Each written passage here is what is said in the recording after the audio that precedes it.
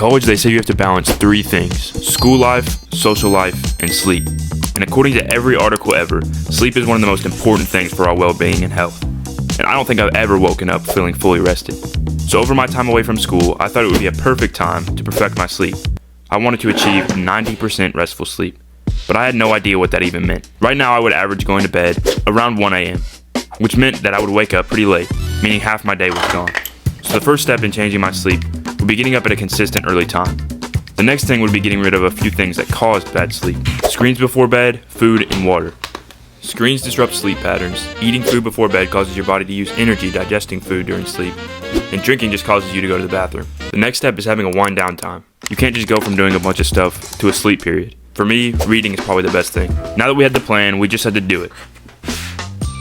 After the first night of sleep, I remember waking up a ton in the middle of the night. I was still pretty groggy throughout the day and zoning out, but at the first part of the day, I was way more awake. And obviously after one day, I'm not going to notice much change. So I tried the same routine for the next few days, and my sleep got worse and worse. One thing I'm noticing is I'm remembering my dreams a whole lot more. I remember dreams from days ago. And also I'm way more productive, which makes sense. I mean, you have more time in the day, but just waking up earlier starts your day off better. But like I said, my sleep was getting worse, and I knew I needed to change something up. When you think of perfecting your sleep, you never think about changing what you do in the morning. But that's actually one of the most important things to your sleep. So with that in mind, I needed to change my plans. The three key things I wanted to add to my mornings were hydration right after waking up, morning walks for sunlight, and less screens early. With my new morning routine in place, I was pretty confident my sleep would improve, and it did a little. I noticed I was a lot more ready for bed once I went to sleep. But there's one more thing I wanted to test. Does food really affect sleep?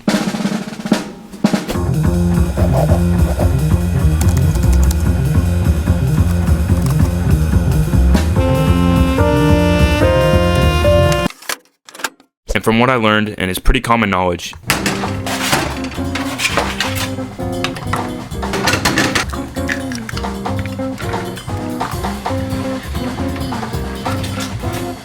eating healthy is good for sleep, obviously. So for one day, I decided to eat lighter, healthier foods, and my sleep skyrocketed. 70% restful sleep, I was in a better mood, and I had more energy.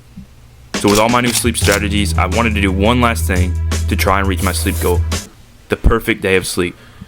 That meant hydration in the morning, morning walks, sunlight in the eyes, 3 healthy light meals, some form of workout, shut off screens hours before bed, no eating hours before bed, no drinking hours before bed, warm shower, a wind down time, and then finally go to sleep.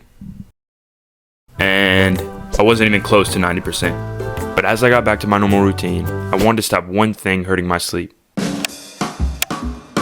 Every day I woke up, I would hit the snooze button. When you allow yourself that extra 5 to 10 minutes, you're waking up from deep sleep and then snoozing and then waking up during lighter sleep, causing you to cycle through sleep stages too much and too fast. There's one final strategy.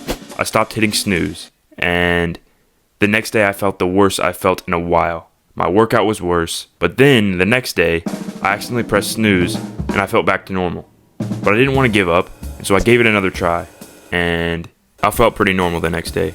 But I think that's just something I gotta be consistent at to notice any change. And while I didn't hit 90%, I learned way better habits, my sleep improved, and I feel way better. And also, I'm just done tracking every little thing I do.